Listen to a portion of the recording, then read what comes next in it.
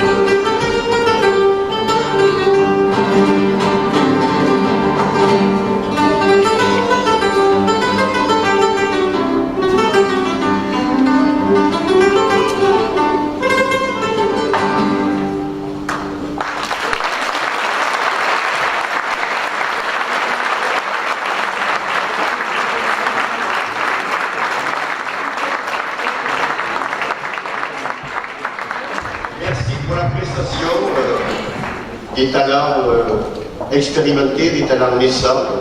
Je vais demander maintenant aux danseuses Jean-Pierre Castel, David pour aller garder la main et de nous rejoindre.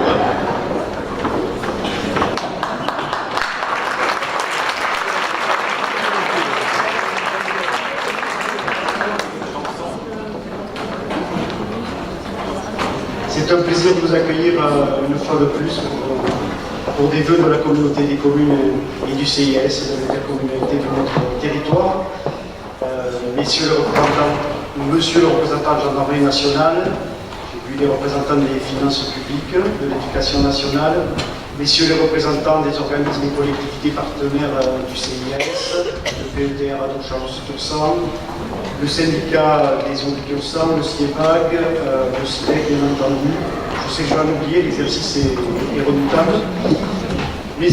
Mesdames et messieurs les membres du conseil d'administration du CIS, du conseil d'administration de l'Office de tourisme communautaire, messieurs et dames les bénévoles, on n'entend pas.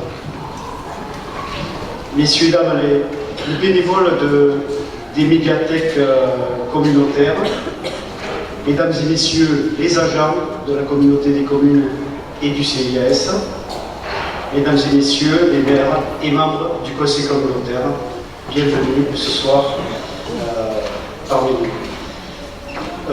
J'en profite parce que souvent on oublie de remercier la commune qui nous prête ses locaux pour le bon déroulement des vœux.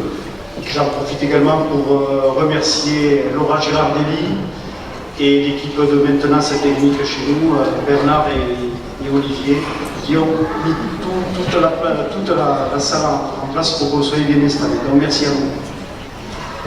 Donc voilà, c'est le moment traditionnel de convivialité avec les élus et les personnes du CIS. Tout d'abord, l'époque ne prête pas à l'optimisme. On fait le constat d'une perte de doute, de perte de repères, de défiance vis-à-vis des institutions. Et je pense qu'une grande partie de la réponse, dans ce contexte-là, relève de l'échelon local. L'intercommunalité, les communes membres, je vois pas bien, sont tous les jours au contact des usagers par leur service de proximité, l'accueil au public, les écoles, la petite enfance, les services d'aide à la personne, les soins à domicile, les portages de repas, la restauration scolaire, les hébergements des personnes âgées. Le bloc communal est à l'écoute de ses habitants pour répondre à leurs besoins, que ce soit en matière de voirie, de numérique, de services de santé, d'accueil des entreprises, d'urbanisme. À ce propos, l'année 2019 sera dense dans la concrétisation de projets qui sont portés depuis plusieurs mois. Je n'en ferai pas la liste. Monsieur le Président, certainement, il a fait mieux que moi. Que l'on soit élu ou agent territorial, on a pour mission d'être à l'écoute des habitants et de garantir le meilleur service possible. L'échelon local est en effet indispensable à une société équilibrée. Agents, élus, nous nous devons de répondre à cette exigence. C'est ce que nous faisons bien, je pense, depuis longtemps, mais aujourd'hui, nous sommes vraiment dans un contexte d'urgence. Après des années d'évolution, notre intercommunalité atteint une dimension pertinente pour répondre à toutes ces attentes. Suffisamment solide et organisée pour porter des services et des projets de qualité, mais aussi conservant une dimension humaine qui garantit la proximité avec les habitants, et c'est certainement un plus en matière de qualité de service. Il est fondamental que le rôle des communes et de leur regroupement soit reconnu. On peut espérer que l'on est dans l'air du temps, qu'on évoluera d'une gouvernance jupitérienne vers un pacte girondin. Je vais passer à des infos un peu plus légères. À la fin du mois de novembre, les services administratifs de la communauté des communes ont déménagé dans les locaux rénovés de la gare. Désormais, ce sont 16 agents, voirie, marché public, ressources humaines, comptabilité, direction générale et technique, direction des affaires scolaires et le président qui sont installés sur un même lieu. Comme pour tout changement, il y a eu des moments de doute et d'interrogation, mais il ne faut rien regretter, car la majorité d'entre nous étions mal logés. On constate que la communauté des communes, qui construisait beaucoup pour les autres, était un cordonnier bien mal chaussé. Autre information, les élections professionnelles qui se sont déroulées le 6 décembre dernier. Oui, c'est aussi bien. Merci. Mesdames Alonso, Clavier, Vinclair, Mazotto, Bocquet et Mono, messieurs Azibou de Bèze, Marès et Dupouille, Jean-Pierre, je précise, ont été brillamment élus le 6 décembre. Ce sont désormais eux qui représenteront le personnel dans le cadre du comité technique et du CHSCT. Attention de ne pas bafouiller. Je félicite ces agents qui ont fait le choix de s'investir un peu plus dans la vie de la collectivité. Merci à vous. Et j'espère qu'on travaillera bien ensemble dans ces instances. Dernière information que je voulais relever en ce début d'année. Le service comptable de la communauté des communes a été retenu par la direction des finances publiques pour la mise en œuvre de contrôles allégés pour les écritures comptables. C'est pas anodin parce que ça signifie que la qualité du travail de ce service est reconnue. Et j'en profite aussi pour souligner que ce travail se fait en grande confiance avec Madame Labéry, trésorière, et toute son équipe. Merci à vous aussi. Enfin, vous avez vu que cette année, l'animation des vœux a pris un peu de punch. Alors l'explication, c'est que on souhaite, dans les vœux à partir de cette année et à venir, faire un focus sur tel ou tel service de la communauté des communes et du CIS. Donc chaque année, on essaiera d'apporter un éclairage particulier sur un de ces services. Appel à volontariat, c'est le plus volontaire et le plus enthousiaste, pas volontaire, le plus enthousiaste d'entre nous qui a répondu, qui s'est porté volontaire avec la RAD, direction de l'école de musique, pour montrer un petit peu ce que fait l'école de musique et présenter un petit peu ce service. Et je me rends compte que c'est pas complètement inutile, puisque tout à l'heure, il y a une personne qui m'a dit qui c'est Hervé Laralde, qui ne te connaissait pas physiquement. Donc, je pense qu'on a l'impression qu'on se connaît tous, c'est pas forcément évident, donc on va essayer, l'année prochaine on verra quel service pourra être présenté. Ça sera peut-être pas forcément aussi distrayant que l'école de musique.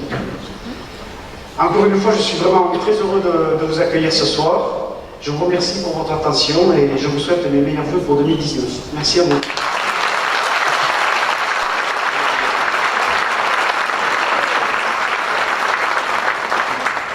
Je vais passer la parole à Hervé Laralde, donc, puisque tu nous vas nous présenter synthétiquement l'école de musique. Et ensuite, comme chaque année, David Couralet nous succédera pour faire un point sur le CIS. Et nous terminerons en beauté et en fanfare avec le précédent. Je vous remercie. Bonjour à tous. Ravi que l'opportunité s'est présentée à moi pour présenter l'école de musique. Et pour cela, je vais faire appel à tous les professeurs de l'école de musique et secrétaires de l'école de musique, ici même, afin que je vous le présente.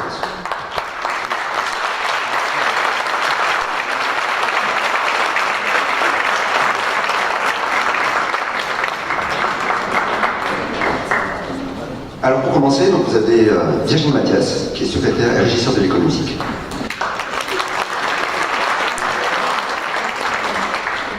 Vous avez Guillaume Prat-Dessus, professeur de piano. Corinne Ramis, professeur de piano et de synthétiseur. Vincent Marès, professeur de musique actuelle, guitare électrique, guitare basse.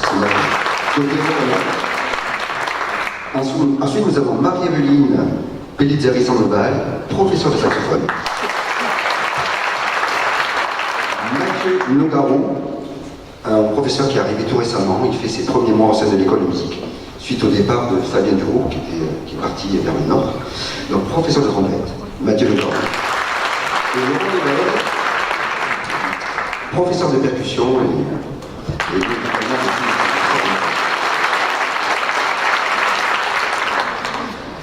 pour poursuivre cette présentation, je profite par la même occasion pour vous souhaiter mes meilleurs vœux pour cette année 2019. Passons à l'école de musique. Alors l'école de musique, c'est un régisseur et 12 professeurs pour plus d'une vingtaine d'instruments enseignés. Donc il y a des professeurs qui sont absents pour la bonne et simple raison qu'un professeur partage son temps plein en général sur plusieurs écoles de musique. Donc aujourd'hui, ils n'ont pas pu tous être présents pour ce moment particulier. L'école de musique compte à ce jour 237 élèves, dont 17 élèves qui pratiquent 2 instruments. 192 familles sont aujourd'hui concernées par la qualité du service public proposé par notre école de musique. Cette année, le nombre des élèves de l'école musique a augmenté de 20% par rapport à l'année dernière. En 2014, le pourcentage d'élèves de moins de 11 ans s'est levé à 33% des effectifs. Cette année, il est passé à 50%. Ce qui montre que l'école musique est attractive et en même temps que l'effort sur la baisse tarifaire proposée par le comité des communes au moment de son intégration correspond aux attentes aussi des habitants. Je salue également M. Sanchez, professeur de guitare, qui a été félicité.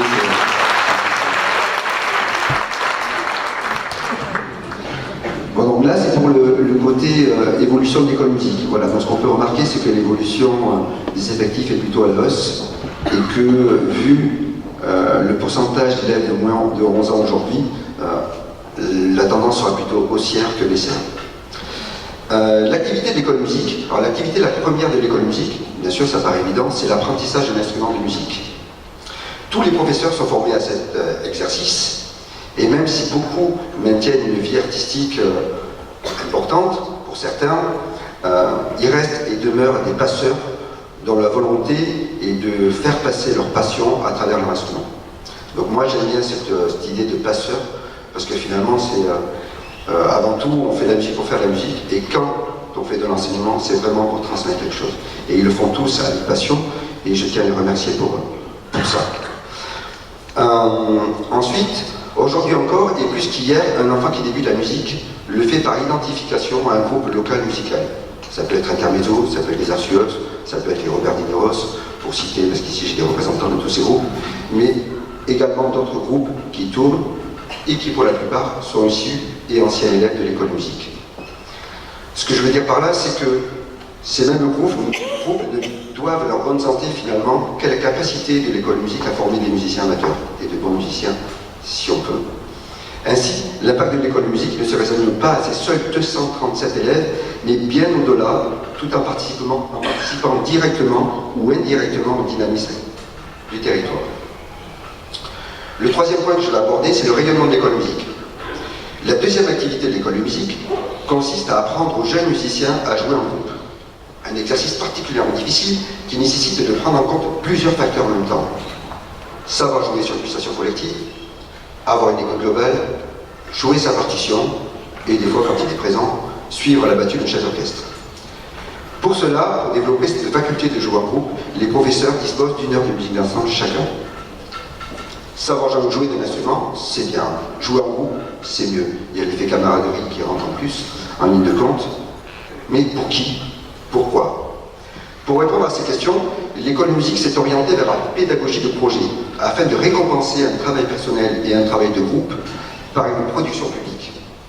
Ainsi, depuis le début de l'année 2018, les écoles de musique, les élèves de l'école de musique se sont produits à l'occasion de 18 manifestations, concerts et animations sur les territoires communautaires, dont 5 depuis septembre 2018. Il y a différents partenariats avec des associations ou des structures communautaires. Je citerai dans les structures communautaires la médiathèque pour laquelle on a fait 2 projets, Ikebana et puis le lac des Cygnes. On a fait aussi une animation à l'EHPAD. Et puis, plein d'autres manifestations. On a participé au Vocafolies organisé par Helsingin. On a participé au Gala de danse de l'Arabesque. On a participé à la première partie de la Sainte-Cécile d'Intermezzo. On a participé au Noël de Nounou tout récemment. Et encore plus récemment, nous avons fait la parade de Noël en partenariat avec l'association des commerçants UC2A. Tout ça est très important pour nous, parce que beaucoup de structures organisationnelles existent déjà, et c'est bien de pouvoir apporter des compétences différentes dans une manifestation organisée par ces différentes associations. D'autre part, avec notre volonté de s'inscrire dans la dimension communautaire qui est la nôtre, les élèves et leurs professeurs ont eu le plaisir de se produire à Projan, Lanux, Barcelone-du-Gers, Bernay et Lantrille. Et j'en profite pour remercier chaleureusement les maires et leur équipe de ces différents villages pour l'accueil chaleureux qui nous est à chaque fois réservé.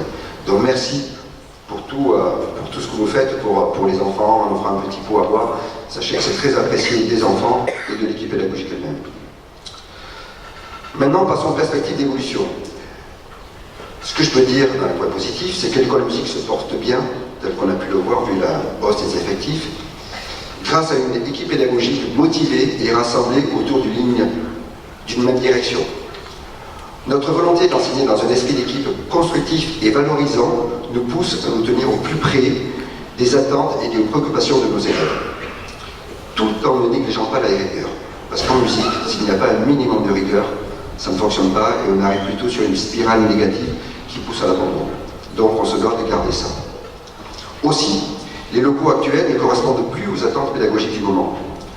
De par l'influence forte del Sistema, originaire du Venezuela, la pédagogie de groupe prend une part de plus en plus importante dans le paysage européen, si bien que le système conservatoire à la française est obligé de réagir et de se remettre en question. Mais pour cela, nous devons disposer de locaux adaptés, avec des salles plus grandes, qui permettent un rassemblement d'élèves plus important. Le travail d'équipe doit encore être mis davantage en avant, avec une circulation aisée de l'équipe pédagogique et de ses élèves. Les 5 niveaux de l'école de musique actuelle ne permettent pas cela. L'évolution de l'école de musique vers la pédagogie du projet nécessite de déplacer régulièrement les percussions de la salle de répétition vers les lieux de spectacle. Il est lourd, coûteux et important. Ce matériel est peu accessible car situé au premier étage. Il n'y a pas de monte-charge et la manutention se fait à la seule force des bras. J'en profite d'ailleurs pour remercier les services techniques communautaires pour cet exercice des plus délicat et qui font toujours avec bienveillance. Merci à vous. La finalité de la formation, après avoir appris un instrument, appris à jouer un groupe, c'est bien sûr la production publique. Si on est musicien, c'est avant tout pour partager une émotion avec un public. Ici, tous les élèves l'ont fait, ils étaient ravis de le faire parce qu'il y avait un public pour les écouter et c'est bien sûr la finalité. D'ailleurs, j'en profite. Je pense que vous avez tous pu apprécier ce travail, cet accueil en musique pour les saluer moi-même et les remercier pour tout ce qu'ils font. Donc la finalité demeure la production publique, sur scène ou dans la rue. Nous ne disposons pas à ce jour d'un outil qui nous permet de travailler cet élément si particulier et si propre à l'activité de musicien. Le dernier événement en date de l'école, avec la parade de Noël, a eu lieu le samedi 15 décembre dernier et a su démontrer la capacité de l'école à proposer des projets dynamisants pour le territoire, tout en montrant sa capacité à fédérer. En chiffres, cela représentait 170 musiciens qui ont défilé, suivis de plus de 500 personnes. Deux vidéos ont circulé sur les réseaux sociaux et ont été vues plus de 6000 fois.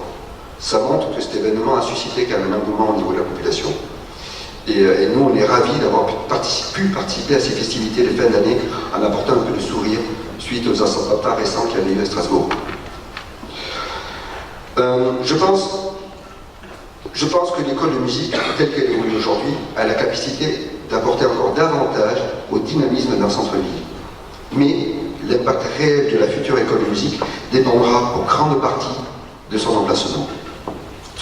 Je me permets donc de vous solliciter, Monsieur Robert Clavé et l'ensemble des élus du territoire, sur la nécessité de trouver une solution qui nous permette non seulement d'appliquer une pédagogie adaptée à la société d'aujourd'hui, mais aussi de participer au dynamisme de la cité et du territoire. Je vous remercie sincèrement pour votre soutien et je profite de l'occasion pour remercier l'ensemble du personnel de l'école de musique pour le formidable travail que nous accomplissons ensemble. Merci.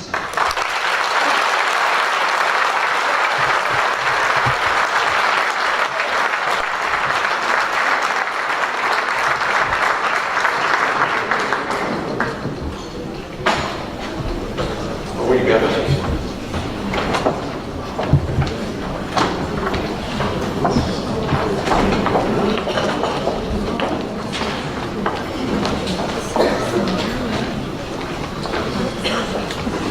Merci.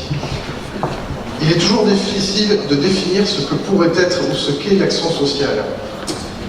Nous avons décidé d'en retenir une définition et j'aimerais la partager avec vous pour qu'on comprenne tous ensemble quel est véritablement le rôle du CIAS. L'action sociale, elle a pour but de corriger les effets de la pauvreté, de l'exclusion, du handicap, de la dépendance, afin d'aider les personnes ou les groupes les plus fragiles à mieux vivre, à acquérir ou préserver leur autonomie et à s'adapter au milieu social environnant. Cette nécessité d'adaptation a été au cœur des préoccupations du CIAS en 2018. En mars dernier, le CIAS a présenté une étude nous permettant de mieux comprendre et d'appréhender notre territoire. Cette étude nous a aussi permis de nous projeter et d'essayer autant que possible d'anticiper les besoins de demain. Ces besoins, ils sont nombreux. Ils sont liés au vieillissement de la population, à la désertification médicale, à la diminution des ressources, à l'accès aux droits, aux besoins de garde du jeune enfant, aux problématiques de mobilité, la liste est longue. Pour y répondre, la direction du CIAS s'est étoffée de 2 postes de directeur adjoint. Mesdames Daugrail et Teil assurent désormais ces fonctions.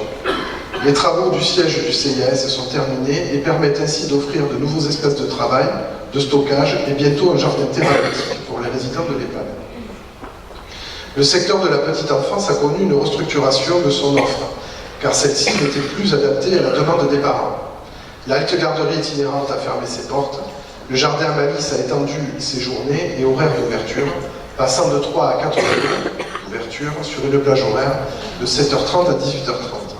Des travaux importants d'agrandissement des locaux sont prévus et devraient se terminer cette année. De nouveaux champs d'action apparaissent, comme la prévention de la perte d'autonomie des seniors. Des ateliers ont été créés par le CIAS, comme l'atelier culinaire en partenariat avec l'école de cuisine de Michel Guérard, l'atelier aiguille et crochet et l'atelier de prévention des chutes mené par Madame Langlade et Madame Demey. D'autres sont menés via un partenariat avec la CARSAT et la CEPT, une association, à destination des plus de 60 ans. Ces ateliers sont coordonnés aujourd'hui par Mme Gilotin. Des inquiétudes se font jour. Le vieillissement de la population, comme je le disais tout à l'heure, et la désertification médicale posent de nombreuses questions qui restent aujourd'hui malheureusement sans réponse. La réflexion autour de la prise en charge de la dépendance des personnes âgées peine à avancer au niveau national. La question du financement de la dépendance se pose et n'a pour le moment pas de réponse. Au niveau local, cela se traduit par un déséquilibre budgétaire de plus en plus important pour le CIAS. Le financement du service d'aide à domicile pose question à la veille de l'explosion des besoins. La population vieillit, les places en EHPAD sont de plus en plus inaccessibles, le métier à domicile devient chaque jour plus complexe, les conditions de travail sont de plus en plus délicates et la précarité des emplois rend les recrutements de plus en plus compliqués. Il faut ici saluer le travail des aides à domicile, qui font un travail remarquable dans des conditions parfois délicates, mais également tous les agents qui travaillent autour de la prise en soin de la dépendance. Je pense aux aides-soignantes, aux infirmières, aux auxiliaires de vie, à tous les agents de l'EHPAD en général, dont les conditions de travail sont actuellement au cœur de nos réflexions. L'augmentation des besoins en soins, non financés par l'Agence régionale de santé, nous laisse devant des choix particulièrement difficiles. Refuser l'admission d'une personne âgée très malade ou surcharger de travail les équipes soignantes. Voilà le dilemme devant lequel nous sommes amenés à réfléchir chaque jour. Il est urgent que l'État se saisisse de la problématique de la dépendance sous peine de voir exploser les accidents de travail et les arrêts maladie induits par une pénibilité trop importante. J'aimerais également saluer le travail des agents de la MSAP qui assurent aujourd'hui une mission essentielle, celle de l'accès aux droits. Les services de l'État ont restreint leur présence, car pour l'emploi, les services se dématérialisent ou se délocalisent, rendant l'accès aux prestations compliqué. La MSAP est l'interface avec ces services. Elle accueille, guide, autonomise et gère parfois aussi les frustrations liées à ces nouveaux modes de communication. Dans le contexte économique et social actuel, l'action sociale a un rôle important à jouer. Des pistes de réflexion apparaissent sur le maintien du lien social, sur la mobilité, sur l'insertion, sur l'aide aux aidants. Plus que jamais, le travail partenarial, la réflexion en équipe sont primordiales pour nous permettre d'atteindre les objectifs que nous nous fixons. Le CIAS Hyères-sur-Adour dispose aujourd'hui d'un éventail de prestations parmi les plus importants des CIAS du département. Il s'est structuré afin de s'adapter aux évolutions de son territoire. Je termine donc sur cette note positive de l'avenir. Je pense que nous pourrons y faire face et nous saurons y faire face. Il faut bien sûr que les réflexions avancent au niveau national pour nous permettre d'atteindre nos objectifs. En ce qui me concerne, je vous souhaite une excellente année 2019, une année qui sera certainement riche en projets, en réflexion et en amélioration des prestations. Merci.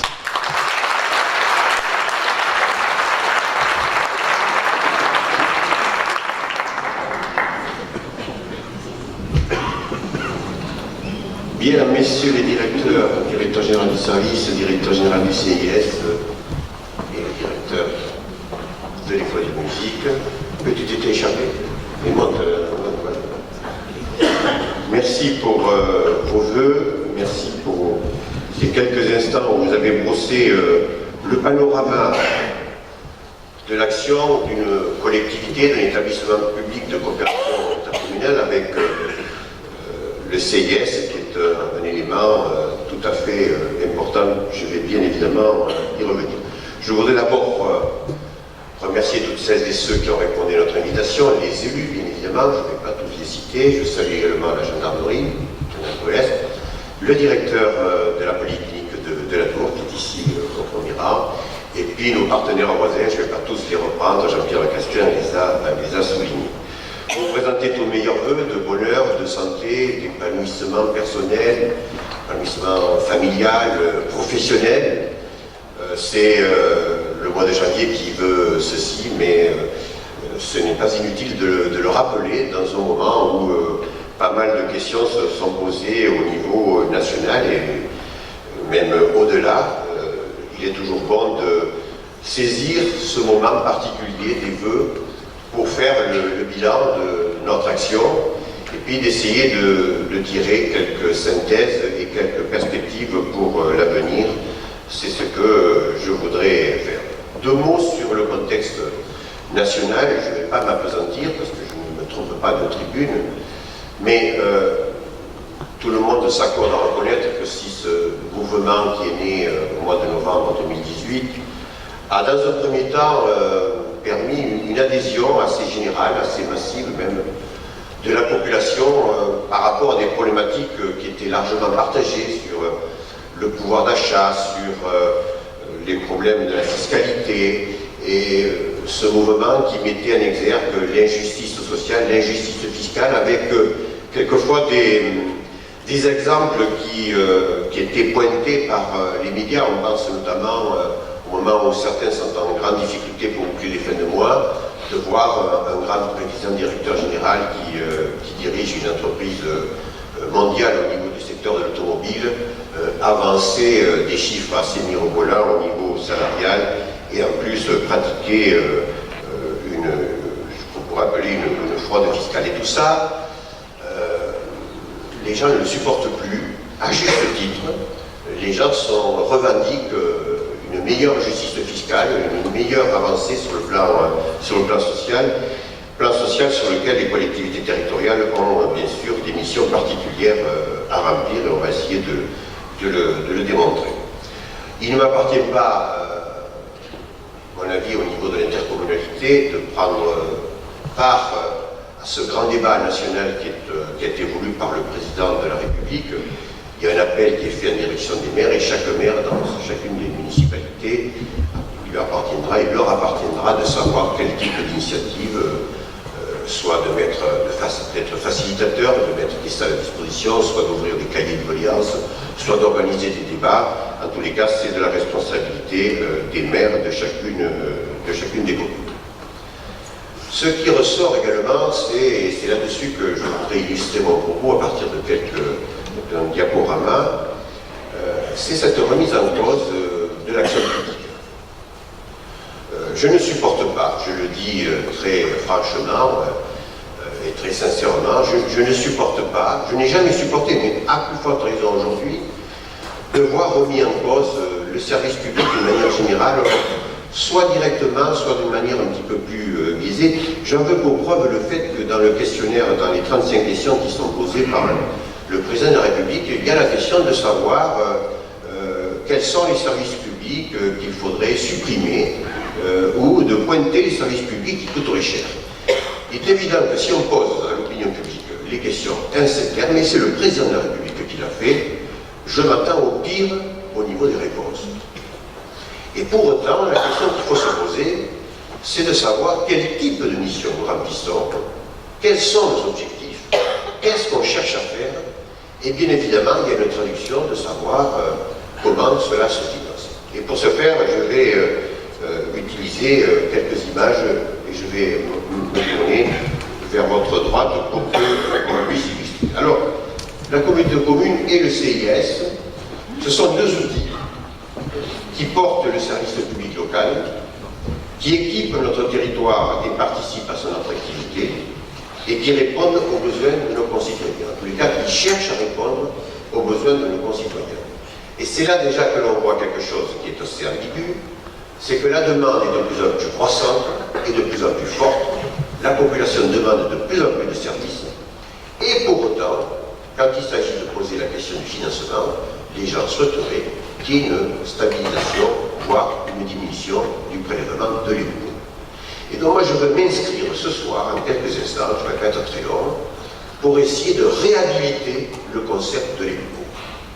Il ne peut pas y avoir de service public, il ne peut pas y avoir le déploiement de toutes les missions qui nous appartiennent, qui nous ont été conférées par le législateur, si parallèlement nous n'essayons pas de décortiquer, de savoir qui finance quoi et à quel niveau se partagent les responsabilités de financement entre l'État, les régions, les départements et les collectivités locales que sont les communes et les intercommunalités. Alors, pour ce faire, posons-nous la question. Quand on est un citoyen, qu'est-ce que l'on souhaite? Qu'est-ce qu'on souhaite dans la localité où on vit? On souhaite d'abord avoir un emploi. Avoir un emploi, non, j'ai oublié quelque chose, c'est au niveau de l'équipement. Deux types d'équipements relèvent de notre responsabilité. C'est la voirie, gros budget, plus de 1,2 million par an pour entretenir les routes. Ça ne se mesure pas. Les gens ne prêtent pas attention, sauf quand la voirie est gravée. Et c'est à ce moment-là, quand il y a des nids de poules, c'est à ce moment-là qu'on se pose éventuellement la question, mais qui a en charge l'entretien de la voirie? Est-ce que c'est le maire? Est-ce que c'est l'intercommunalité? Est-ce que c'est le département? Est-ce que c'est l'État? Eh bien, c'est nous qui avons la gestion des 400 km de voirie sur l'ensemble de notre territoire. Deuxième question, s'agissant de l'équipement, l'amélioration de l'accès au débit d'Internet. C'est une demande récente, il y a quelques années à peine. Mais aujourd'hui, tout le monde voudrait avoir le meilleur débit. On a connu ça il y a 30 ou 40 ans quand il s'agissait d'avoir accès au téléphone. Je me souviens, dans les premières années de mon engagement public, on recevait en permanence des gens qui voulaient avoir accès au téléphone, les télécommunications. Bon. Aujourd'hui, on assiste au même phénomène, sauf que il y a ces 30 ou 40 ans, les gens étaient relativement patients. Aujourd'hui, ils ne le sont pas. Et ils veulent tout de suite avoir accès au très haut débit. Et les choses sont faciles à énoncer, elles sont plus complexes à traduire à l'action. Parce qu'il y a des considérants techniques et il y a des considérants financiers. Il est bien évident que quand on est en centre-ville, en centre-bourg, c'est plus facile et c'est moins coûteux que lorsqu'on est en pleine campagne, éventuellement assez éloigné du centre-bourg, où, pour des raisons techniques, il est difficile d'avoir un très haut débit. Nous avons fait le choix, alors que ce n'était pas une obligation, nous avons fait le choix de prendre cette compétence au niveau de la communauté de communes, pour éviter que ce soit chaque commune qui soit face à la demande pressante des usagers. C'est un investissement de 1,5 million, qui a nécessité, oui, une augmentation de la pression fiscale pour dire on va se faire un programme sur 5 ans, tant au niveau de la fibre optique, au niveau de la montée en débit, pour essayer déjà d'obtenir ce chiffre de 80% de la population qui sera avec un débit égal ou supérieur à 20 ou 30 mégabits. Et quand pour ceux qui ont la chance d'avoir la fibre, d'avoir même un débit plus conséquent. Pourquoi je dis ça? Parce qu'un débat s'est fait jour il y a 2 ans, lorsqu'on s'est engagé dans ce processus. On a dit, on affirme la volonté d'accélérer le processus de l'accès au très haut débit, mais ça suppose d'augmenter la taxe foncière sur le bâti. Et là, le drame, c'était, pour certains, mais c'était une minorité, de dire ce n'est pas raisonnable d'augmenter la fiscalité. Voilà le dilemme. On veut très vite la fibre et le très haut débit, mais on ne veut pas se donner les moyens de le faire. Je laisse ça à votre habilitation. Donc le citoyen, qu'est-ce qu'il veut d'abord? C'est un emploi. Ce n'est pas la communauté commune, ce ne sont pas les communes qui créent les emplois. Il y a les emplois publics, je vais y revenir, ce sont les entreprises. Encore faut-il donc faciliter l'accueil de ces entreprises, c'est ce que nous faisons. Nous avons commencé par la zone d'activité de Peyres. Aujourd'hui, 48 entreprises qui génèrent plus de 300 emplois, qui est située à Eurs-sur-Adour. Il y aura demain, courant 2019, les premières entreprises qui vont s'installer sur la zone de Bastia à Barcelone-du-Gers, puisque 2 terrains ont été vendus, et il y aura également la création d'une écloserie d'entreprises sur cette zone de Bastia. Ça, c'est au niveau industriel, artisanal, d'essayer de créer les conditions pour être attractif vis-à-vis des entreprises. Mais le rôle de l'Interco ne se limite pas à ça. Et on l'a vu lors du dernier conseil communautaire, nous avons accueilli 6 jeunes chefs d'entreprise qui ont des projets et qui se sont tournés vers l'intercommunalité pour voir dans quelles conditions on pourrait les aider, les accompagner. C'est ce que l'on fait dire dans le cadre de la compétence l'immobilier d'entreprise en partenariat avec le conseil départemental. Et de la même façon, en 2019, on déploiera un arsenal d'aides publiques, d'aides communautaires en direction des entreprises en relation avec le conseil de l'Aquitaine dont c'est la responsabilité. Et puis il y a le problème du commerce local. C'est une activité économique. Un centre-ville sans commerce ou sans service manque de son attractivité. Et donc, veiller à ce qu'il n'y ait pas une paupérisation sur à quoi on assiste aujourd'hui, quelles que soient les villes, ce n'est pas spécifique à notre ville-siège de la communauté commune, mais c'est un phénomène général. Pourquoi? Parce que les consommateurs que nous sommes ont pris, depuis déjà quelques décennies, l'habitude d'aller commercer plutôt dans les grandes enseignes, parce que là, il y a un grand parking, il y a une facilité, une accessibilité, il y a un décor, il y a un cadre, il y a une publicité, etc., etc. Donc il nous faut intervenir, et c'est une volonté qui est la nôtre, et c'est la raison pour laquelle nous nous sommes engagés dans un processus qui va nous conduire à acheter, on va essayer de le faire une fois par an, faire un commerce par an, un local commercial vacant dans un centre-ville, à Aire ou à Barcelone, qu'on va réhabiliter, qu'on va aménager, qu'on va rendre accessible pour les personnes à mobilité réduite et qu'on va louer à des conditions tarifaires particulièrement attractives. C'est-à-dire sans chercher à facturer un loyer trop élevé. L'objectif, ce n'est pas de gagner de l'argent, l'objectif c'est de faciliter l'installation de jeunes commerçants et de jeunes artisans. Donc nous l'avons fait en 2018 au centre-ville d'Aire. Vous avez là quelques photos de ces 2 artisans femmes qui se sont installés sur la rue Carnot. Nous allons le concrétiser dans le courant de l'année 2019 à Barcelone-du-Gers sur une opération que nous sommes en train de boucler en partenariat avec la commune de Barcelone-du-Gers, et nous essaierons d'amplifier le mouvement pour qu'il y ait un projet qui voit le jour, un deuxième projet qui voit le jour sur le centre-ville d'Hier-sur-Adour, début 2020.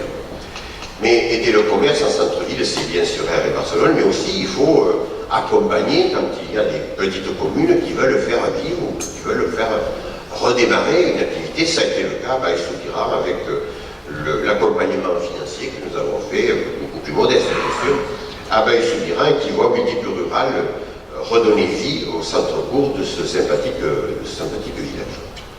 Donc l'activité industrielle, l'activité artisanale, l'activité commerciale, l'activité au niveau du tourisme et du thermalisme, qui est un vecteur, notamment au niveau du thermalisme, qui est particulièrement porteur pour des raisons évidentes que vous connaissez.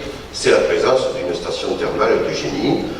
Beaucoup a déjà été fait par l'Interco sur cette station thermale. Nous poursuivrons, notamment en déclinant un meilleur classement au niveau de l'Office de tourisme, de façon à ce que cette station thermale soit pérennisée dans le temps et qu'elle puisse envisager un développement progressif. C'est ce que nous souhaitons.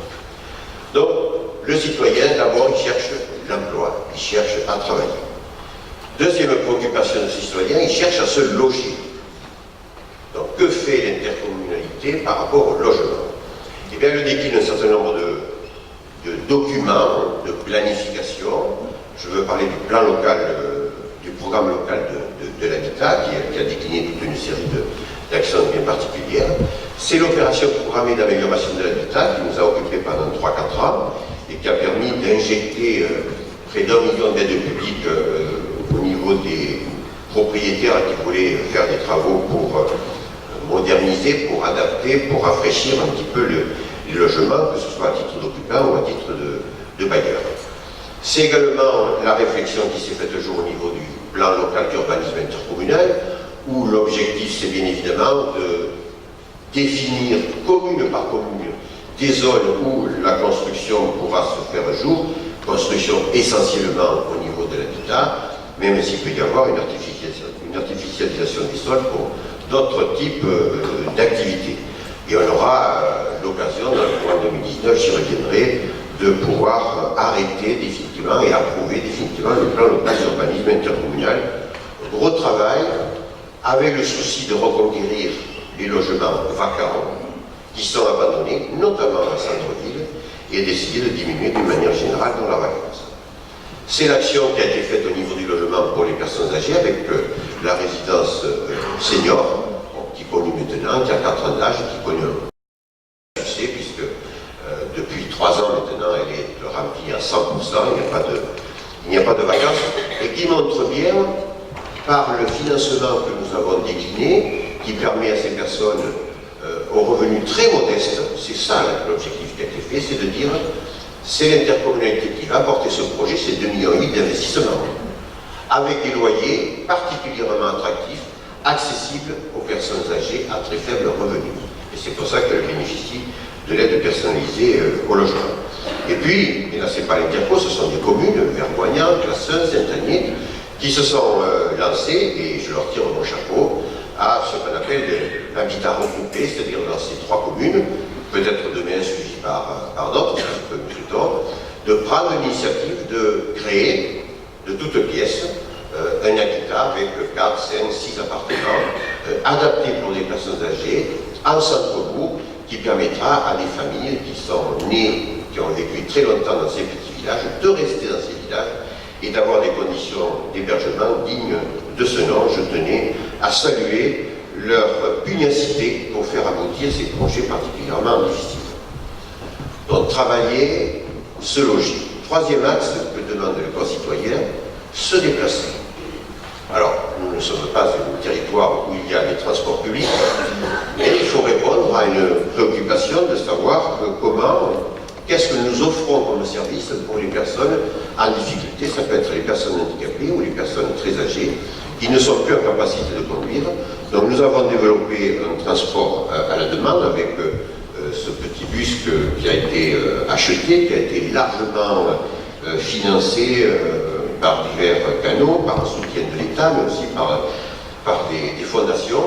Et ce que je voulais annoncer également, c'est que parallèlement à ceci, nous sommes en train de réaliser, par le biais de l'an de ressourcerie, à une étude en relation avec le CIS, à une étude pour essayer de voir comment nous pourrions compléter ce qui existe déjà de façon à couvrir un maximum de besoins inhérents de ces personnes particulièrement défavorisées. Donc, avoir l'emploi, se loger, se déplacer.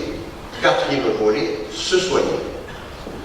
Et là aussi, nous avons pris la décision, réfléchie, à partir des conclusions d'un cabinet d'études, de nous impliquer, d'impliquer la communauté commune sur l'élaboration d'un projet médical multisite, d'un projet de santé multisite, multiprofessionnel, qui sera situé physiquement l'un au centre-ville d'Aire, l'autre au centre-bourg de Eugénie-les-Bains.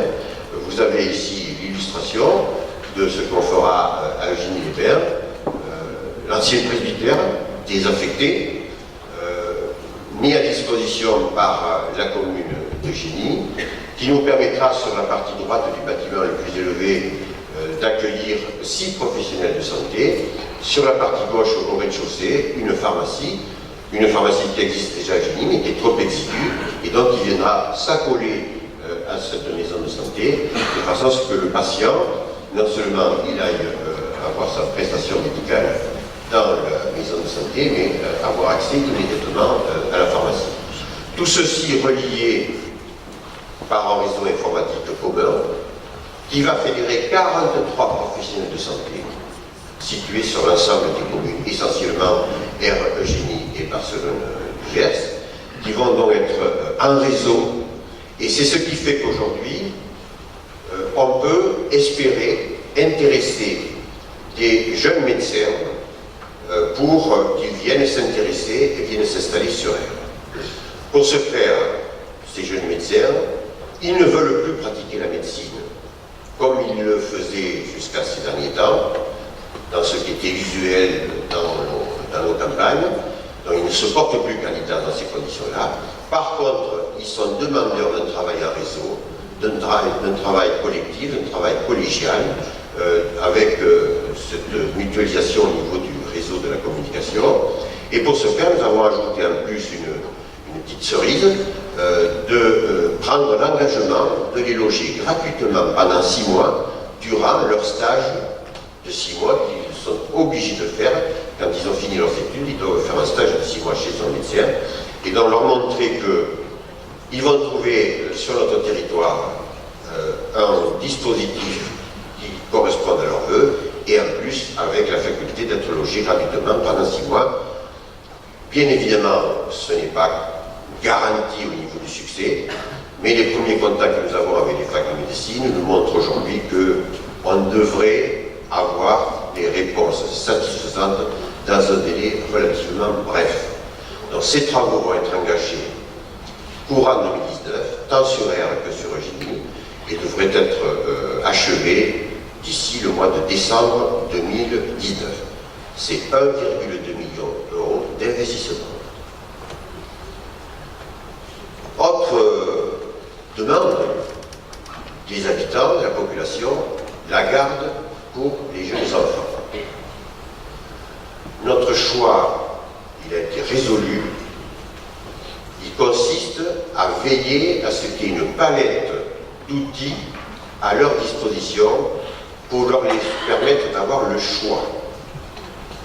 Autour du relais d'assiette maternelle, qui est un service à part entière du CIAS, autour du jardin à Malice, dont on va vous montrer une image et qui fera l'objet de travaux dans le courant de l'année 2019 pour son agrandissement, autour de la création d'une maison d'assistance maternelle qui occupera dans les prochains jours, les prochaines semaines, l'ancien siège de la communauté de communes, à côté du cimetière, derrière l'Ideuil, et également qui va voir sur notre territoire la création d'une micro-crèche privée. Et bien évidemment, le tout complété par la présence d'une quarantaine d'assistantes maternelles sur le territoire. Donc les familles auront le choix. Et notre choix à nous, il s'est porté sur la nécessité de diversifier, de veiller à ce qu'il y ait une diversification de l'offre, de façon à ce que les parents puissent choisir quelle est la prestation qui correspond le mieux à leur attente. Ça, c'est pour la petite enfance. Et puis l'enfant, il grandit et il va à l'école. Et nous avons fait le choix de prendre il y a 6 ans la compétence scolaire qui échappe aujourd'hui du domaine de responsabilité de la commune pour être pris en compte par la communauté de communes. En 5 ans, c'est 4 millions d'investissements à destination des écoles. Et toutes les écoles des territoires communautaires, en septembre 2019, auront été complètement réhabilitées. Et vous avez là quelques photos sur l'école maternelle de Terre, sur l'école primaire de Barcelone-du-Gers, tant au niveau de son école maternelle que de son école élémentaire, un soin particulier pour la sécurité des enfants, pour l'accessibilité aux personnes à mobilité réduite, pour le confort acoustique et le confort thermicien. Donc, gros investissement, c'est une volonté politique qui a été portée par la communauté de communes. Mais il y a aussi des exemples sur la commune de Lanus, qui est un regroupement pédagogique intercommunal, sur la commune de Ségos, qui a fait l'objet également d'investissements et qui sera prolongé en 2019 avec la construction de Préau, investissement à Guillaume-Bachère, investissement à Eugénie-les-Bains, c'est terminé, et donc la dernière étape, ce sont sur les écoles d'Herbe-sur-Adour qui devraient être terminées, ou pratiquement terminées, d'ici dans septembre 2019. Donc, gros investissement, affirmation d'une volonté politique, avec du personnel qui est ici présent, et dont je tiens à souligner la qualité des prestations. 2018, ça a été le moment aussi de passer du temps avec beaucoup d'échanges, beaucoup de concertations, beaucoup de dialogues, pour savoir si nous restions à 4 jours et demi ou si nous revenions à 4 jours.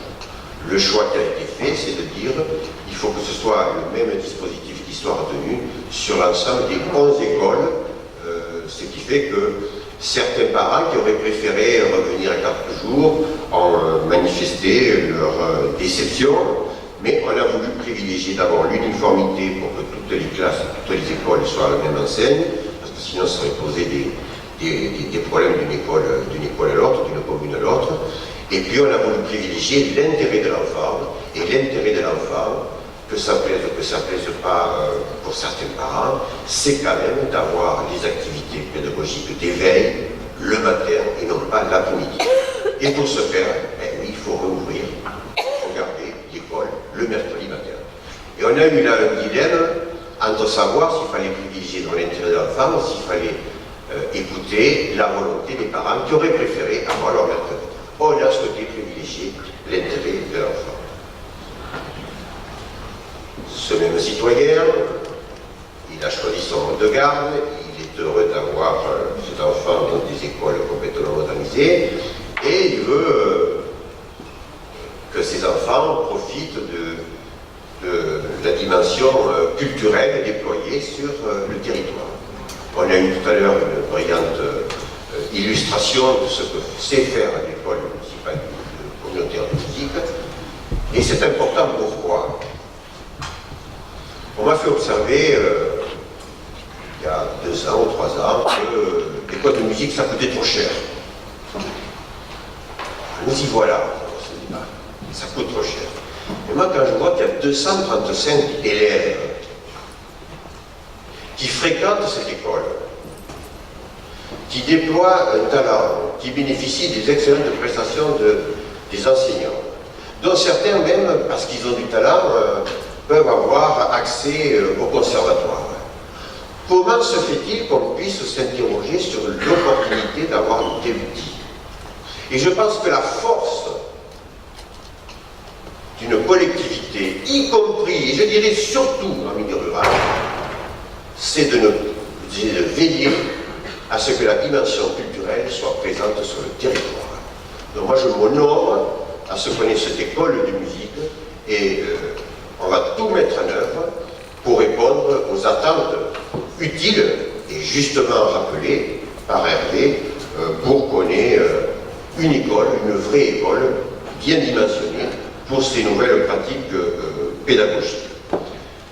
Mais la dimension culturelle, c'est aussi tout le réseau de lecture publique. Là aussi, on sait ce que ça a été. Cette médiathèque qui avait fait il y a quelques années débat, en disant mais ils sont fous de faire ça, ça c'est bon pour les grandes villes. Sauf qu'aujourd'hui, il y a 4300 abonnés à la médiathèque d'Air de Barcelone et de Gilles-les-Bains. 4300 personnes dans un service que nous avons voulu gratuit. Alors, bien sûr, ce qui est gratuit pour l'usager, ça coûte au contribuable, c'est évident. Mais en tous les cas, il n'y a pas de frais sur le plan financier pour l'accès à la culture. Et puis ce même citoyen, il se préoccupe du sort de ses parents. Et on en arrive à la dimension qui est portée par le Centre intercommunal d'action sociale sur, d'une manière générale, les personnes qui sont en difficulté et dans lesquelles on trouve bien sûr les personnes handicapées et les personnes âgées. Donc un CIAS a été mis en place en 2003, qui a trouvé largement son rythme de croisière, qui s'est structuré, qui a fait l'objet d'investissements conséquents. J'ai parlé de la résidence enseignante tout à l'heure, mais je veux parler, c'est le moment de le faire, de l'investissement très important qui a été fait pour l'EHPAD, c'est 6 millions d'investissements. 6 millions d'investissements qui offrent aujourd'hui un hébergement de qualité, des prestations de qualité pour prendre en charge la dépendance, ce problème de la dépendance qui devient, David Pourlet l'a rappelé à juste titre, qui devient une préoccupation majeure. Et on ne pourra pas, avec notre établissement, même s'il a été agrandi, même s'il dispose aujourd'hui de structures tout à fait enviables, et on n'a pas à rougir, je peux vous le dire, quand on regarde notre établissement par rapport à ce qui se passe dans d'autres communes de ce département ou des départements voisins, mais c'est un moment toujours difficile. Parce que, bien souvent, le papy ou la mamie qui rentre à l'établissement environ de 85 ans, il a des enfants qui viennent de prendre juste leur retraite. Et donc ils sont bien contents d'avoir un tel outil à disposition de proximité pour pouvoir prendre en charge la dépendance de leurs aînés. Mais on ne peut pas prendre tout le monde, donc il faut des services à domicile. Alors services à domicile, services de soins infirmiers à domicile, dans ce qu'on appelle, nous, un jargon un petit peu démocratique, le SPASAD, et qui fait débat, non pas par les prestations qui sont apportées, mais par la nature de son financement. On va se comprendre. Il fut un temps pas très éloigné, et c'est encore vrai pour un certain nombre de familles, où on allait une fois par jour chez le papy ou la mamie. Maintenant, de plus en plus, c'est 2 fois, voire 3 fois par jour. Pour un forfait journalier qui nous est remboursé, qui est le même. Vous pouvez comprendre que le prix de revient, il augmente. Et donc si le prix de revient, il augmente, et que le niveau de remboursement reste étal, eh bien il faut que ce soit la collectivité communautaire qui fasse le différentiel par une situation d'équilibre. Et ça ne va pas s'arranger. Parce que moi je ne l'entends pas, je ne lis pas, je ne vois pas, dans les préoccupations lancées par le président de la République, d'une réforme ou d'une volonté d'apporter une réponse, une amélioration sur la réforme du financement de la dépendance. Et c'est pourtant essentiel. Alors il y a plusieurs raisons qui peuvent motiver cette absence. C'est que pour l'instant, ce sont les collectivités territoriales qui vont faire le financement. C'est-à-dire que la solidarité nationale, elle va continuer à s'exercer, mais dans des conditions qui, au niveau du financement, ne représenteront pas le même niveau qu'on a pu connaître ces dernières années, parce que le prix de revient est augmenté. Et donc c'est un véritable défi pour les prochaines années, et moi j'appelle à la vigilance sur les futures finances de nos collectivités, et notamment de nos intercommunalités. Il y a eu également un nouveau siège. Non, il y a eu d'abord la maison de service au public qui a été faite il y a 3 ans, 4 ans, 3 ans, 2 ans, 2 ans, 3 ans, bon, peu importe, qui s'avère aussi, il y avait beaucoup d'interrogations sur cette maison. Des gens qui me disaient, mais à quoi ça sert, qu'est-ce que c'est exactement, est-ce que c'est utile? Oui, c'est que ça permet de déconcentrer des services qui jusqu'alors se replient de plus en plus dans le chef des départements, de leur offrir la possibilité de venir, à condition qu'ils se déplacent, tenir des permanences de façon à ce que l'usager, et on retrouve toujours les mêmes personnes qui sont particulièrement défavorisées, ne soit pas conduite à se déplacer en massant, parce qu'il y a un problème de déplacement, ou bien au moment où il y a une dématérialisation de plus en plus des procédures, ces personnes-là n'ont pas tout accès à Internet, et donc elles sont particulièrement satisfaites de trouver un outil gratuit, avec un accompagnement, pour leur permettre d'avoir les services de la caisse d'allocation familiale, de Pôle emploi, des agences de retraite, etc., etc. Et donc j'en viens maintenant à notre investissement qui est le siège de la communauté commune. Nous avons acheté il y a quelques années l'ancienne gare, aujourd'hui qui est transformée en siège de la communauté de communes, qui permet de regrouper tous les services et toutes les directions. Voilà quelques images, en quelques propos comment nous essayons de répondre aux préoccupations et aux demandes de la population. Et tout ça, c'est l'intercommunalité qui le porte. C'est donc un budget de fonctionnement de 15 millions par an, tout confondu. C'est un budget d'investissement de 5 millions par an, tout confondu.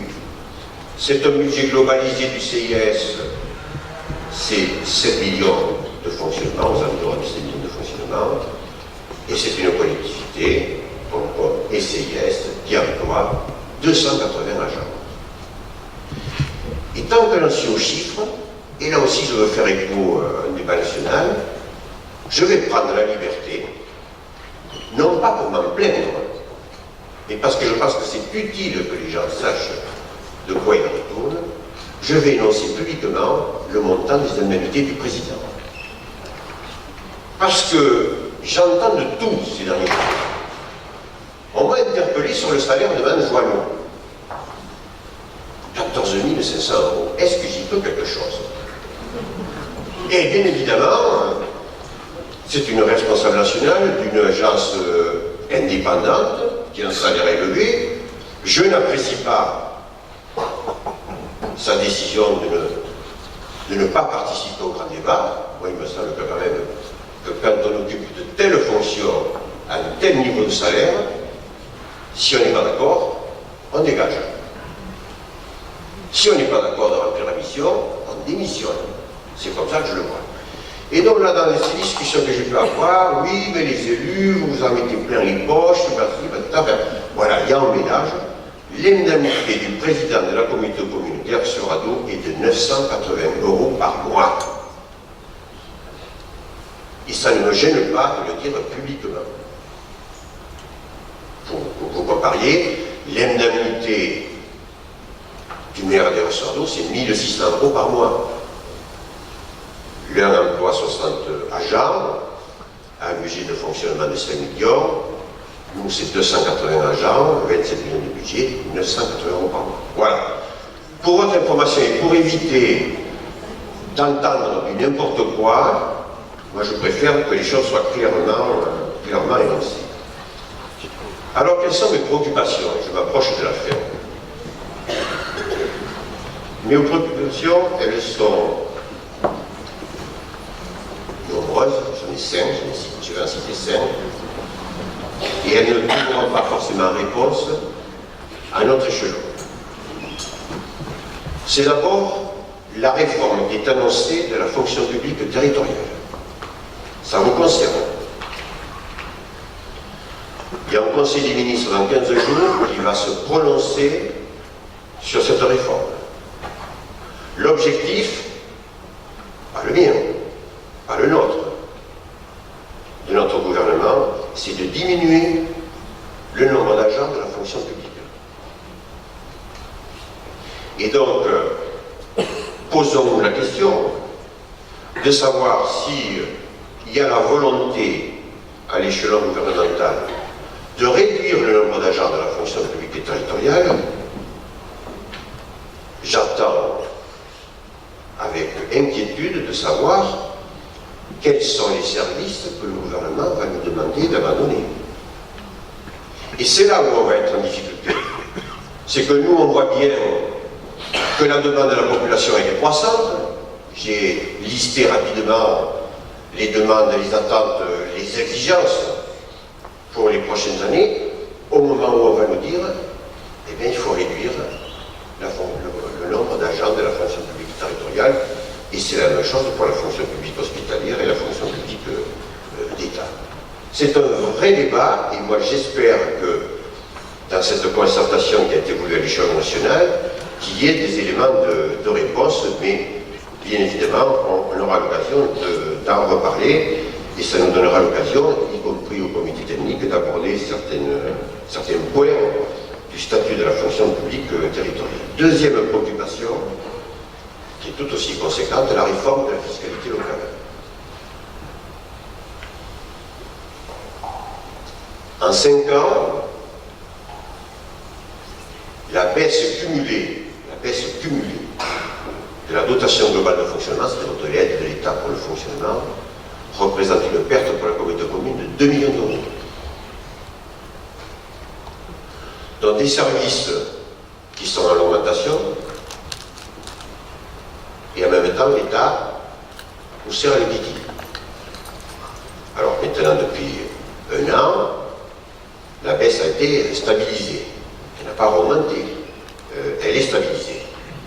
Mais cette réforme de la taxe d'habitation, évidemment que pour les contribuables que nous sommes, tout le monde se dit, tiens, une mesure favorable, je n'aurai plus à payer la taxe d'habitation. Sauf que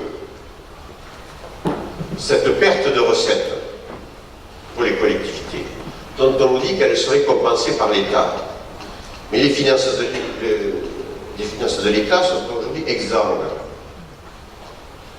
Et bien par ricochet, par retour, on va nous conduire à participer davantage dans le financement. Donc ce qui peut être un avantage immédiat, à court terme, pour le contribuable, va se retrouver en termes de conséquences parce que bien évidemment, il faudra continuer à financer ces services. Puis il y a une deuxième injustice, c'est que l'on dit, oui, ce serait gratuit pour 80%, et puis le président de la République songe à remettre payant les 20% pour les catégories les plus aisées. En soi, ça ne meurt pas sur le fait qu'on demande à ce que les plus aisés participent davantage.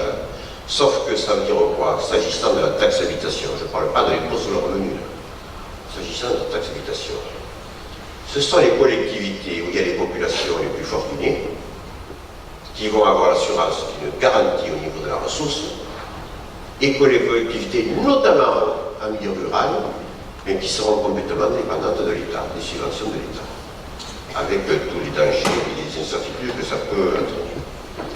Troisième préoccupation, je vais vite puisque j'en ai longuement parlé, le financement de la dépendance pour les personnes âgées, qui sera pour nous un véritable défi à relever. Autre préoccupation, début février, il y aura une loi qui sera en discussion au Parlement sur l'obligation qu'il y aura pour les collectivités et pour les parents d'élèves de voir les enfants à l'école maternelle, qui sera une éducation obligatoire. Aujourd'hui, il y a l'obligation d'envoyer les enfants à l'école pour le cycle élémentaire, du CP jusqu'au cours moyen 2. L'école maternelle n'est pas une obligation aujourd'hui. Ça va être rendu obligatoire. En soi, on peut se dire, tiens, c'est pas mal ça. Sauf que ça veut dire quoi? Ça veut dire qu'à partir du moment où ce sera obligatoire, il faudra que nous financions, par le biais du contrat, d'écoles maternelles, des écoles privées. Et donc, ça aura un coût supplémentaire.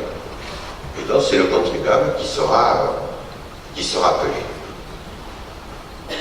Le déploiement d'Internet, autre préoccupation. Le choix a été fait de dire qu'il faut, je l'ai dit tout à l'heure, je n'y reviens pas, 80% de la population, sauf qu'aujourd'hui, à juste titre, les communes, il y en a dans notre interco, les communes qui ne sont pas dans le programme pluriannuel d'investissement, soit pour la montée en débit, soit pour la fibre, eh bien, nous disaient, et pour nous, c'est quand? Donc, nous allons devoir, dans les prochaines semaines, les prochains mois, voir les modalités pour qu'au niveau du département, le projet du déploiement de la fibre optique et de la montée en débit soit accéléré, parce qu'on peut expliquer à un maire que son tour viendra dans 1 an, 2 ans, voire 3 ans. C'est ce qu'on a fait, nous, pour les écoles. On n'a pas réalisé toutes les écoles en une seule année.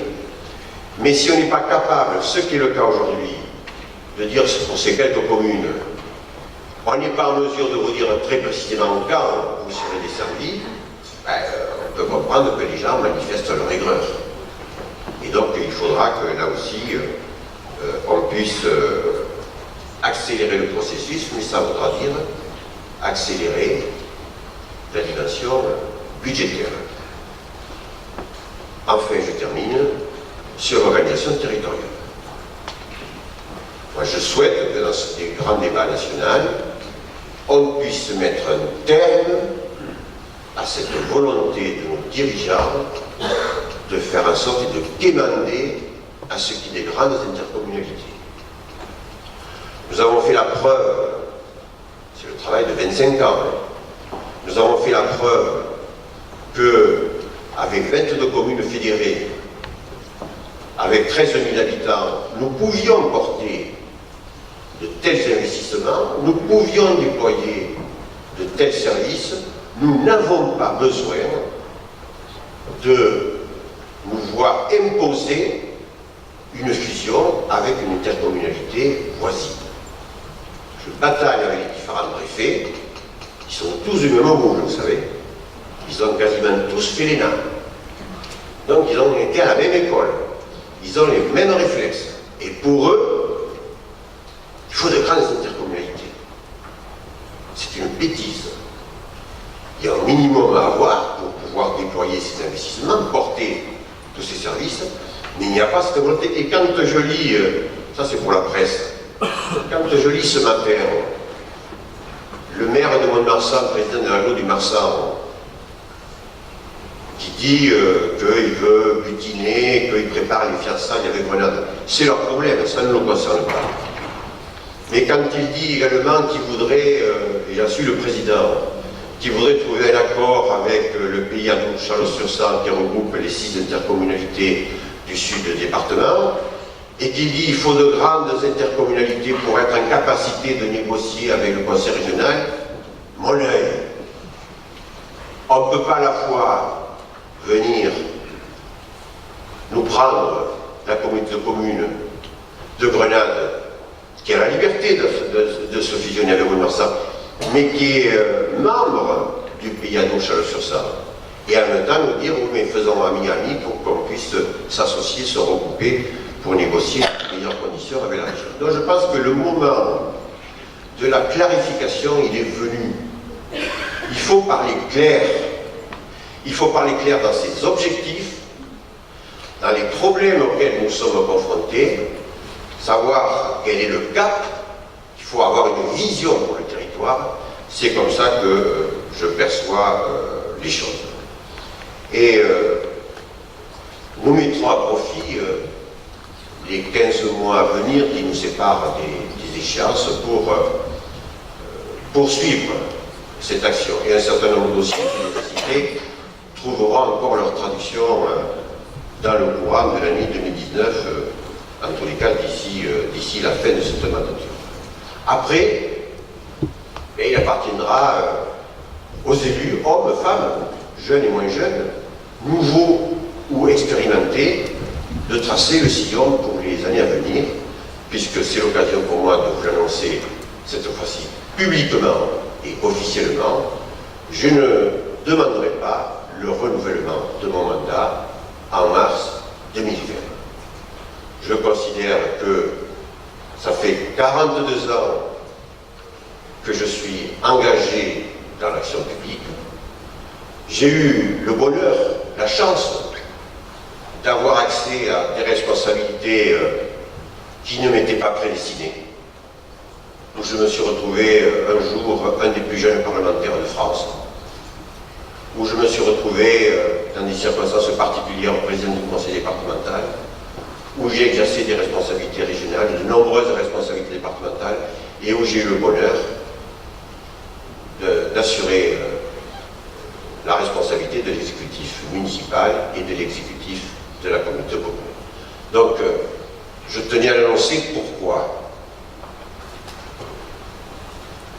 Parce que je ne souhaite pas donner le sentiment que je m'accroche à quelque chose.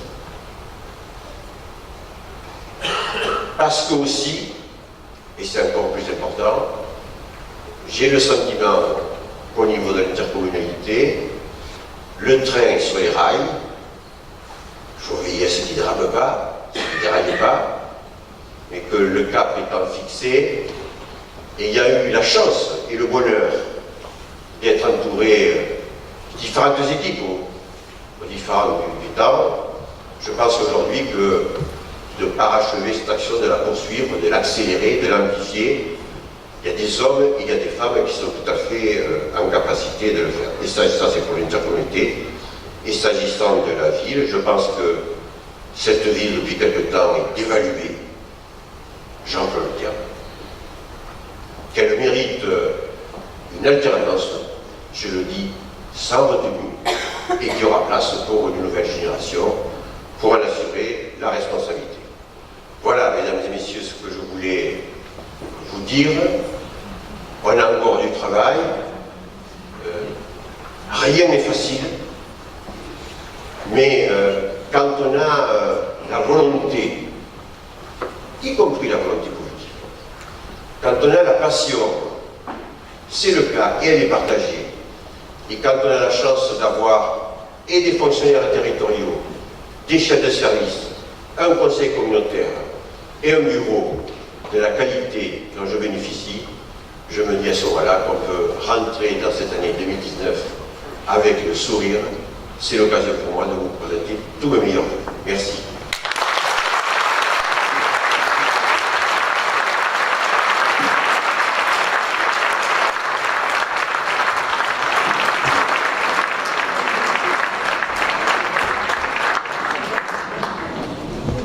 Alors on va changer de registre pour vous annoncer que 3 agents ont fait valoir leur droit à la retraite au niveau du CNS en 2018. Je les cite: Martine Lambert à l'EHPAD, Jacqueline Darnaudet au service du SPASAD et Nadine Tessière au niveau du centre du service de soins infirmiers à domicile. Et qui dans ce parti et qui ont on a eu l'occasion de partager le verre de l'amitié. Et puis je voudrais appeler une 4e personne qui est physiquement présente, je ne l'ai pas vue.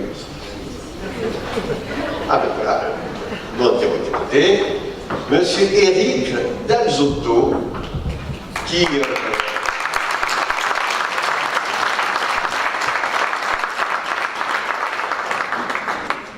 a fait, qui est un professeur d'école de musique, vous avez compris.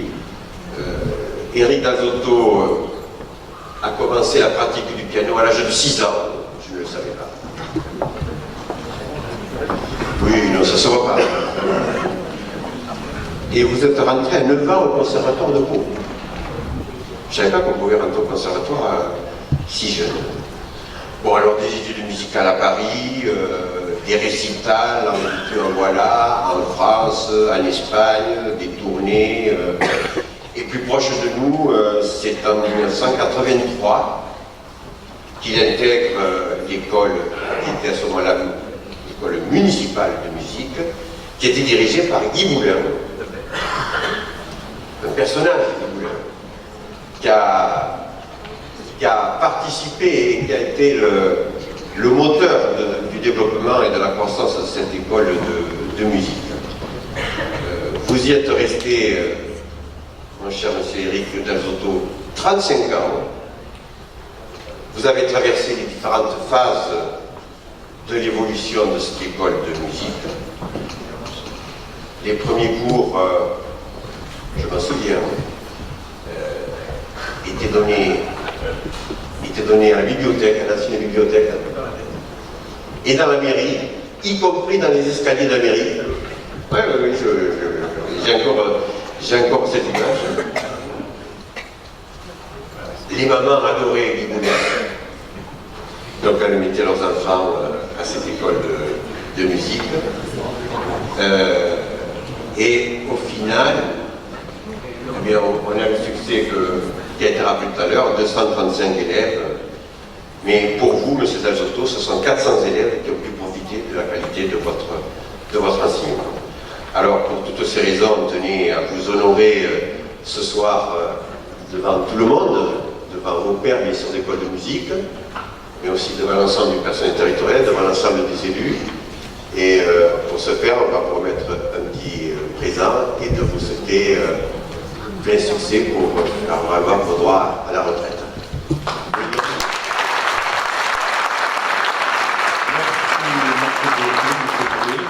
Évidemment, je suis très touché par les mots que vous venez de dire à mon sujet. Je n'ai pas l'habitude de parler en public, je vous avoue, plus à l'aise devant un clavier en public que devant un micro. Mais vous venez de parler de 35 ans, effectivement, 35 ans c'est beaucoup, et en même temps ça passait très vite. Ça passait très vite parce que j'ai eu la chance finalement de faire un métier de passion, moi aussi. J'ai adoré enseigner le piano, j'ai adoré transmettre, passer, comme tu disais tout à l'heure, Hervé le passeur, voilà. Et voilà, puis j'ai aimé aussi cette structure, parce que c'est vrai que, comme vous disiez, M. Cadet, je l'ai évolué aussi au fil des années, au fil des décennies.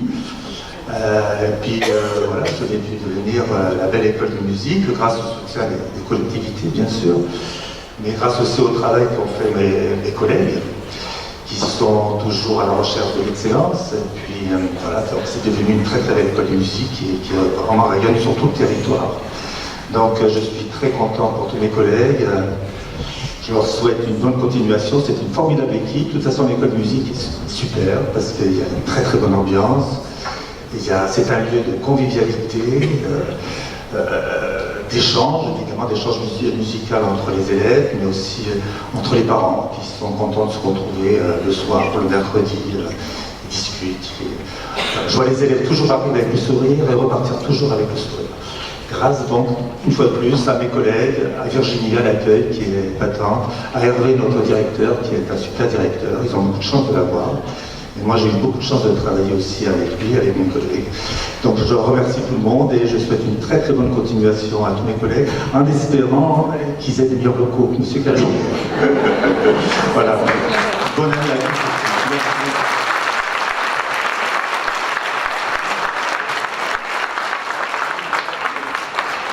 Et on va se tourner vers la midi. Simplement pour finir, vous annoncer que je tiendrai 4 réunions publiques dans les prochains jours, spécialement ici sur R. Le mercredi 6 février à l'aérodrome, le jeudi 7 février à la salle de la médiathèque, le mercredi 13 février au siège de la communauté commune et le jeudi 14 février à l'école du Mas. On y abordera le plan local d'urbanisme intercommunal. Je souhaite, puisqu'on doit nous arrêter le PLUI au niveau communautaire à la fin février, début mars, je souhaite prendre le temps d'aller le présenter devant les populations, viendra qui voudra, pour expliquer ce qu'on a voulu faire, ce qu'on s'apprête à retenir. Et j'en profiterai aussi, puisque j'ai pas eu l'occasion de le faire à l'occasion des vœux municipaux. Je suis invité aux 21 communes mais qui me donnent la parole, mais je n'ai pas eu ce bonheur ici sur Radio. Donc de présenter le rôle et les missions que déploie la communauté commune et d'aborder, dans le cadre de ce grand débat, les problématiques que j'ai soulevées tout à l'heure. Merci beaucoup et maintenant place.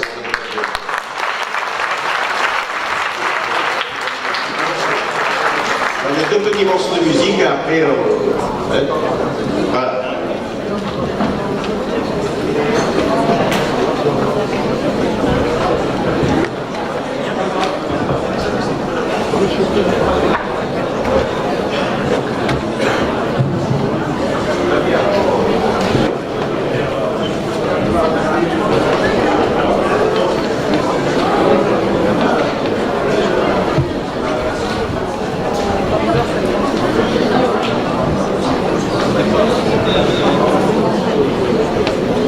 Donc,